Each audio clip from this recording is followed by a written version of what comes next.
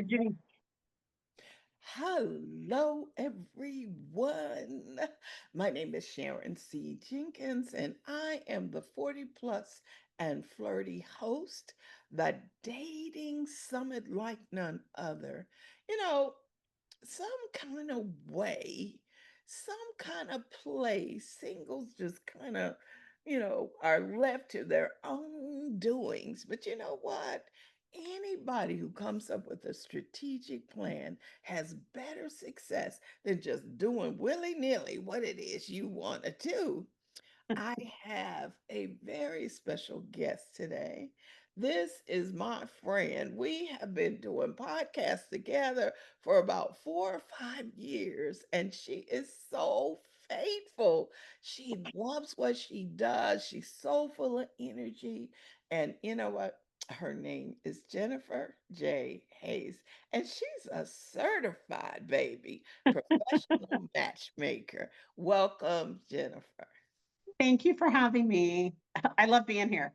Yeah, we always have fun, don't we?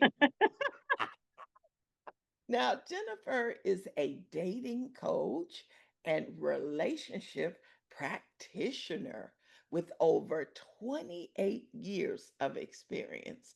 And she is also the director of operations at South Carolina Matchmakers. She helps men and women overcome emotional and mental barriers to build lasting, meaningful relationships. And so we're so pleased to have her today. Now, Jennifer, I told them a little bit about you. Can you tell them the rest? Because you know what is your passion and mine too. But Mhm. honey, you've been in this industry for 28 years. I'm a newbie to what's going on in this industry. So help us out a little bit. Tell us a little bit about your history. Well, I've been a matchmaker and a relationship coach, like you said, for 28 years. One of the things that we do and I work for South Carolina Matchmakers. I'm director of operations. We screen all of our clients, which means that as a matchmaker, they come in and they meet with us one on one, and everybody's screened. We make sure that they are who they say they are, that they're not playing games, that they're not just doing this for entertainment purposes. And a lot of people come for different reasons. Maybe they were widowed. Maybe they were divorced and married for many years and don't know where to meet the right person. Or maybe they're scared. They don't want to do online dating. So, as a matchmaker, we do all of the legwork for them. And then as a relationship coach, I help them navigate dating because maybe there's some, past relationship baggage that they want to filter out, or they just want to help navigating the dating world. So we kind of do it all. But I love it, and I've been like I said, I've been doing it for 28 years, and it's my passion. Wow. So, what's with this motto? Love big and live big. Tell us what that's all about. I think that a lot of times we put love on the back burner. We're kind of taught since childhood that it's going to happen. Pray about it, and the right person is going to come into your life. And I think, maybe 20 years ago, that it was different. It was different finding people. We knew our neighbors, yeah, you were introduced to people, and it's so different now. And so what love big or be single means is that I think you have to go all out and don't be embarrassed to do that. Um, you have to make it a priority, just like you do with your education, just like you do with your kids, just like you do with your work. It has to be a priority if you really want it. And it's not about being desperate. It's not about, I think a lot of times when people say, if they say, I want to have somebody in my life, that it's, that they're saying, that I'm desperate, and it's not that. It's about making love a priority, just like you would do anything else. You have to put in the work. And that's what love big means. You got to go all out. And I think people forget back in the day, there were arranged marriages more Mhm. so. And in the season that we're in now, the beauty of it is you get to pick your own matchmaker. Okay. And Right. you get to vet them, you get to study their success. And it is a huge investment. A lot of people want to get by on the cheap by going Right. online dating. And there's nothing wrong with that. But if you look at the magnitude of influence a person in your life has on your life, you would realize that making an investment in you is just as Exactly. important in making an investment in your education or your career. Right. And it's one of the most important things that you'll ever do in your life is to find the person that, you spend the rest of your life with. So why not make it a priority? Why not make the investment, you know? And we go to school and rely on our professors to help us accomplish our goals. When we're doing the career thing, we're relying on our bosses and networking to accomplish our goals and mentorship. It just makes common sense to get a matchmaker to help you in that area. So kudos to you. Okay.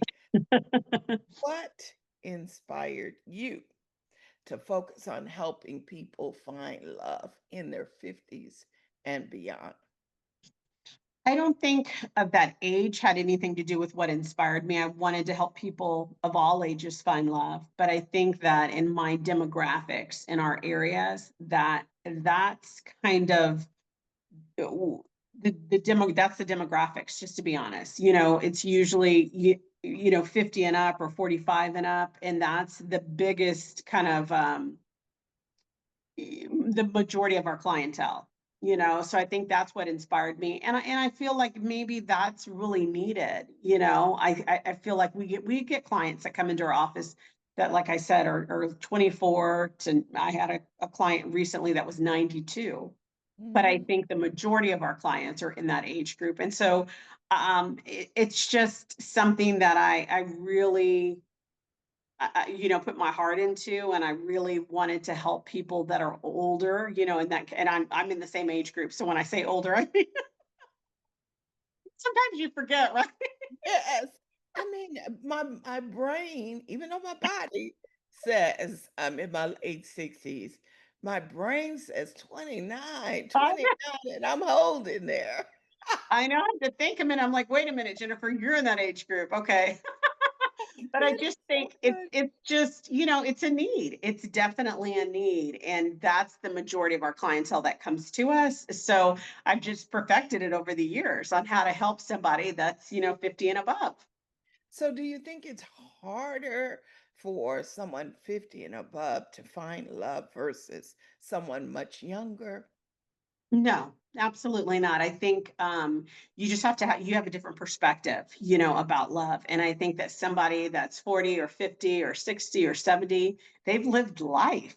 They know what they want. They know what they don't want. They also don't put up with a whole lot of stuff. They bring something different to the table, self-awareness, and maturity. And I think that that's refreshing. You have to believe that. I think that it might scare them, like starting over again at 40 and 50. And so has the game changed?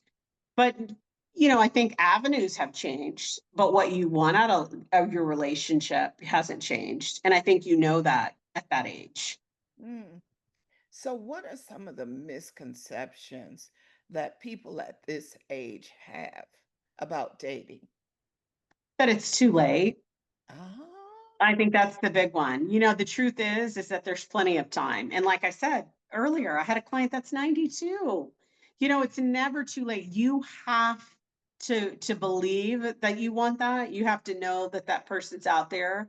But I think that's the biggest misconception is that you're too old to find love. And mm, you're never too old to find love. mm, Most people that are later in life that are looking for love, they're not looking for this quick fix or this spontaneity. I think that we were looking for when we were in our 20s. They're looking for a real connection. They're looking for a lasting connection, and they're looking for the right person, and mm. they're not in a hurry. Wow. So, talk to me a little bit about being emotionally and mentally ready for this huge leap that a person would be making in their lives. I think that they have to be, make sure that they're cleared on their past baggage. And I'm not saying completely clear, because are we ever really completely ready? You know what I mean? Or no, but like I think you can look back at your past relationships and know what didn't work and what works. A sense of self-awareness. I think that's huge, because I think that it's important to have a sense of self-love and self-worthy, because that's the type of person that you're going to attract, like energies, right? That's super important. If you're down on yourself and lack confidence and all of those things, what type of person are you attracting? Mm. So I So, think mindset is huge. Mindset is huge, because it puts you in a place to be a better partner, to be mm, a better spouse, to be just better overall for the relationship. mm. So, what are some ways that people block or sabotage their dating relationships at this age? I think that they find fault really easily, and that's the difference with somebody that is a mature dater. Is I think that I'll give you an example. You go on the first date and you see certain signs, right? And you automatically make assumptions that this person is going to be this way because of Mm, your experience, mhm, instead of giving them a second date or a third date to really get to know them and to really see if this person is like that. And I think that that's one of the disadvantages, is that we make assumptions and we kind of think, well, I've been there, I've done that, I know this, and so this person is going to end up being like this, and that's not always the case. mm, mm. We have to clean our lenses so that we can genuinely give a person a chance because Exactly. people aren't carbon copies of each other. We're Right. really unique. Exactly, and I think it's super important, I always say this, is to watch for actions, watch for consistency, are they matching their words with actions? That's super important. Just because you go out on a first date and he doesn't say the right thing, or he's a little nervous, and, don't make assumptions. Go on a second date and see. And sometimes, later in life, it takes time for chemistry to form. It doesn't happen instantly. But I think that that's what they want. They want this this instant chemistry, and it doesn't always happen like that. Mm, mm. So I'm curious, someone who is widowed or Mhm. divorced, what are the first steps that they would take in order to start this dating journey? I would say for somebody that's divorced and widowed, it's probably different. There are similarities, because I do think that you grieve with the divorce as well as being widowed. But I think that, the first step is just making sure that you're ready to move forward. And I deal with a lot of widowed clients, so I know that changes. It changes during the course of dating, and you're gonna have those moments where you are grieving and wondering, am I making the right choice? Should I be moving forward? Um, so I think it's just being ready, but getting a really good support system around you. And that's where relationship coaching comes in. Is I have a lot of widowed clients where they call me and they're like, I'm having one of those days. Something triggered um, me thinking about my spouse. I don't know if I can go on this date without crying. And we know that, with grieving, we know that it comes in waves. It comes in waves. And I think it takes the right person. It definitely takes the right person to understand that. You Mm, know, that understands that you're going through this process, and it's not going to be forever. I know that it's not going to be forever, but we do get a lot of widowed clients that are in the new stages. Like I had a lady the other day, and her husband passed away in May. And with oh, her, I'll give you different examples. With her, she said she was a hospice nurse, and that she's like, I've dealt with this for years. We were married for 46 years, but I'm at a place in my life right now where I'm so ready, Jennifer. I'm so ready. And so I can handle it. Then on the flip side of that, I have a client where his wife passed away in January, and he is, even though he joined our service, he's still not ready to date, because he's just not there, because he doesn't think that he can go on a date without crying. And Oh, we've got to get them to that point. And that's why I said, like, we're there to help you. Like, I'm here to hold your hand and walk you through the process.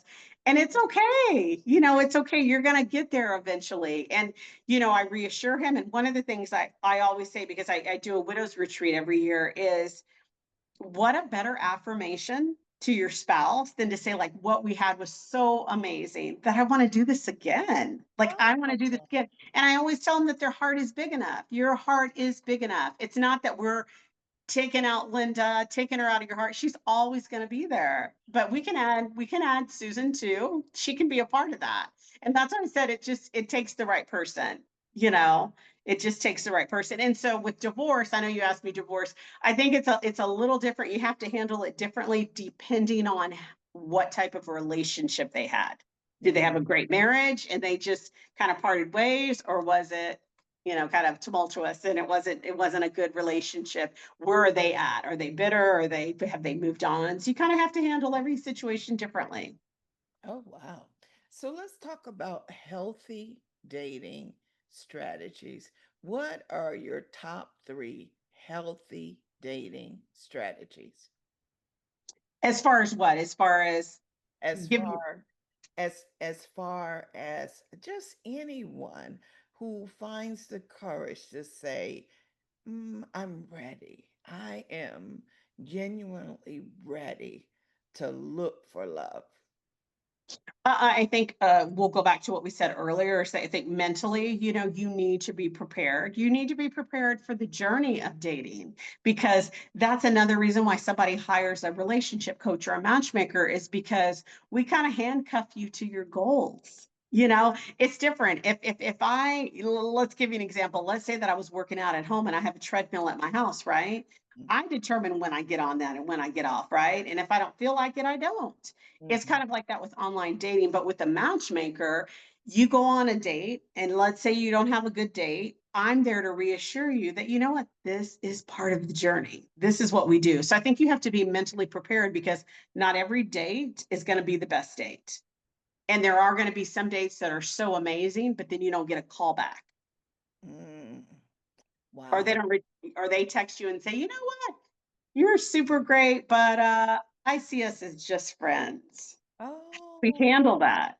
yeah, How do we handle that rejection, with dating?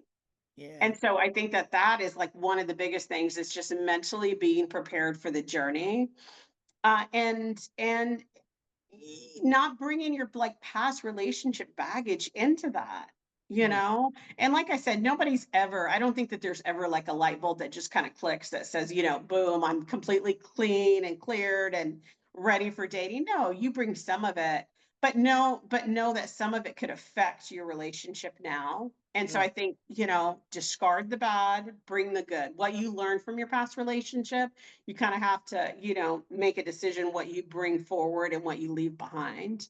mm, And just being open to new avenues, to new possibilities, to knowing that the right person is out there. And so even if you face rejection or anything, that every no is going to lead you to a yes. That God is making space for the right person in your life. And you have to believe that, because if not, you will get disappointed. You mm, will get discouraged. And I mm, think that's the difference too with later daters, is that later in life, you're kind of like, oh, is this even worth it? Yes, it's worth it. If you want love, if you want to find that person, it is worth it. But you have to remind yourself of that. You have to remind yourself of that. So I'm thinking, as a young girl, those stories of Snow White and Cinderella and finding the prince, or the guy showing up on the white horse, or the cowboy with the big white hat coming to rescue the damsel in distress, or the damsel being tied to the railroad tracks and the handsome stranger comes up and rescues her. How do we balance that imagination with reality? I think the good thing about today's time is that you get to see that reality's not like that. Back in the day when all we had was TV, Disney, and all, that's all we knew, right? So we grew up in a world thinking that this is what marriage was about, right? This is our prince and our Prince Charming and the perfect. But now you have social media. Now you have reality TV. Now you have all this stuff, and you realize and then you have your own life. You realize through experience that it's not like that, that's not necessarily everybody's household. Not saying that it can happen, not saying that you can't meet your prince, but everybody's reality is not like that. And Mm. you learn that. And so that's another thing too that I teach a lot of my clients is that your your connection, your relationship, your household might not look like the other person. Doesn't mean that it's right or wrong. That's what works for you. Oh, that's powerful. So, what are your thoughts on online dating versus matchmaking for the 50 plus crowd?